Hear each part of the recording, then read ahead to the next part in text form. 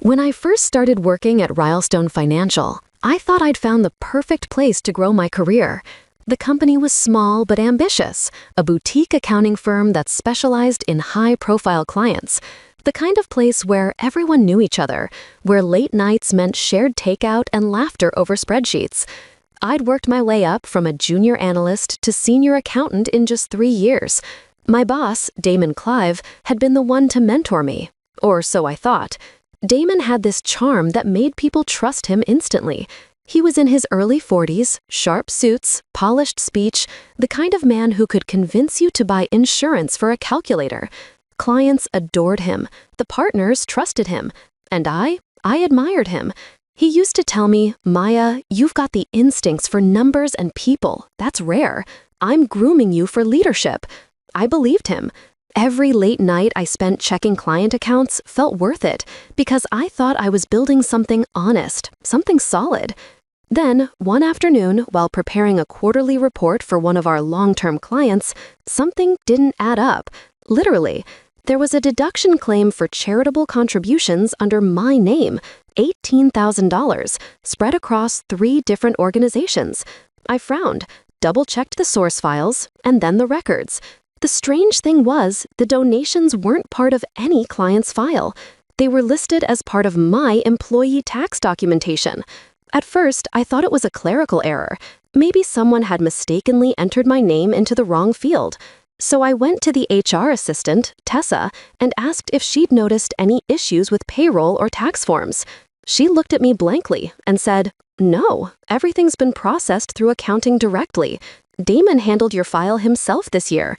He said you were part of the internal audit review." My stomach dropped. Damon had personally handled my taxes? That wasn't standard procedure. I thanked Tessa and went back to my desk, trying to rationalize it. Maybe he was doing me a favor, checking for potential savings. He'd done that for others before. Still, something felt off. That night, long after everyone had left, I opened the internal tax filing system and searched my name.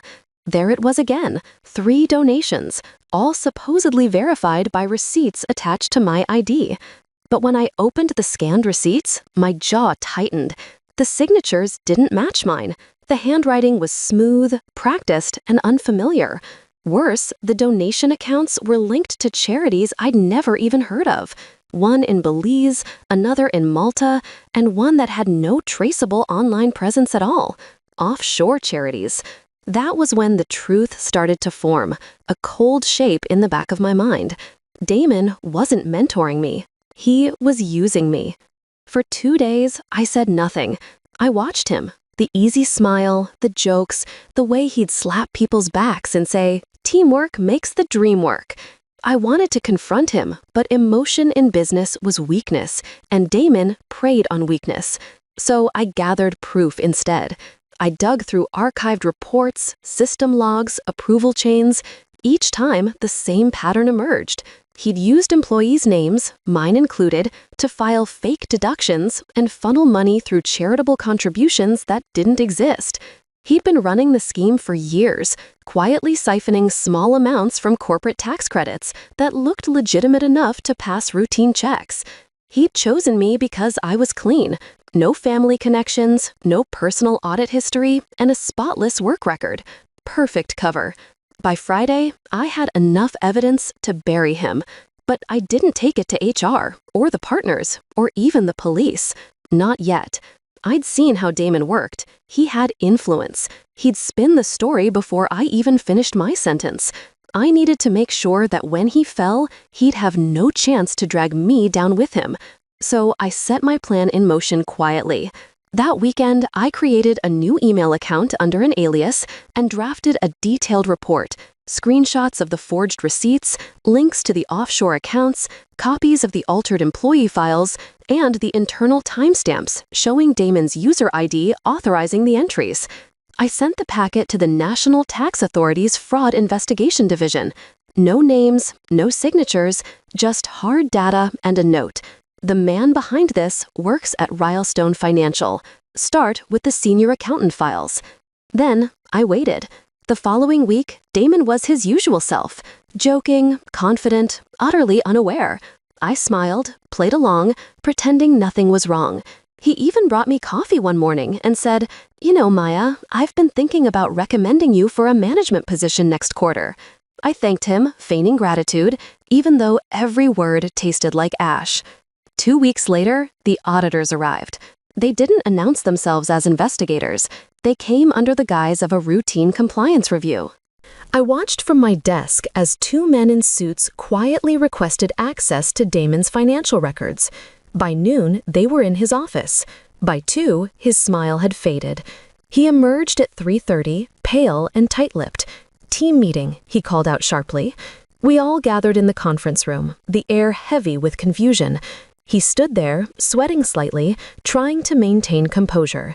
"Apparently," he began, "there's been a misunderstanding with some client deductions. A few clerical mix-ups. We'll get it sorted out." But his voice wavered, and his usual confidence was gone. The next day, he didn't come in. Neither did his car show up in the lot. By Wednesday, the whispers started. The tax authority had frozen Rilestone's accounts pending an investigation. HR told us to sit tight, that everything was under review. Clients began calling non-stop, demanding answers. And by Friday, we got the email. Damon Clive is no longer with the company, effective immediately. I sat at my desk reading it twice. Relief didn't come right away. I'd expected to feel triumphant, but instead, I just felt tired, bone-deep, soul-heavy tired. I'd spent weeks carrying the truth alone, pretending everything was fine while my entire career hung in the balance. Still, I wasn't about to wait around for the fallout. I sent a quiet message to a contact at another firm, a recruiter who'd been trying to poach me for months, and said I was open to new opportunities. By Monday, I had an interview. By Thursday, an offer. I accepted immediately. My last day at Rilestone was quiet. No goodbyes, no farewell lunch. I left my badge on my desk, packed my mug, and walked out without looking back. 3 weeks later, I was sitting in my new office at Weston & Ash, a much larger firm with better oversight and an actual compliance department that did its job. I'd started to breathe again, to feel like myself. Until one afternoon, as I was reviewing a file, my phone buzzed. A news alert flashed across the screen. Former senior accountant arrested for tax fraud. Millions in false deductions uncovered. Damon's photo stared back at me. His eyes, once full of smug confidence, now looked hollow. I set the phone down and exhaled slowly. That night, I poured myself a glass of wine and looked out at the city lights. The strange thing about justice is that it doesn't always feel like victory. It feels like silence, the absence of fear, the stillness after the storm. But there was one last twist I hadn't planned. A week later, I got a letter. No return address, just my name, written in a slanted, uneven hand. I opened it carefully. Inside was a single sheet of paper, a printout of the original forged tax document, with a note scribbled across the bottom. "You think you won? You were just the first pawn to move." I froze, staring at it. The handwriting wasn't Damon's. In the corner of the document, just above the forged signature, was a digital approval stamp, one I hadn't seen before. It didn't belong to Damon. It belonged to one of the partners, a man named Roger Halden. My pulse quickened. I remembered something Damon had once said, back when he still called me kiddo. In finance, nobody plays alone. The smart ones just make sure someone else takes the fall first. The realization settled over me like ice. Damon wasn't the only one involved. He'd been the face, the fall guy. But the operation had deeper roots. The partners, the ones who'd claimed ignorance, the ones who'd escaped the fallout, they'd been in on it. And now, someone wanted me to know. I folded the letter back into the envelope and placed it in my desk drawer, locking it shut. I wasn't going to react, not yet. Because if there's one thing I'd learned from Damon, it's that revenge doesn't belong to the loud or the impulsive. It belongs to the patient. I'd already brought down one man who underestimated me. The next time, I'd be ready for all of them. As I turned off the office lights that night, I smiled faintly to myself. The game wasn't over. It had just changed players. You've just stepped into her revenge side, where every wound finds its justice, and every silence ends with truth. If her story struck a chord, make sure to like, share, and subscribe. Your support keeps these stories alive. Another secret waits in the next video. See how her revenge begins.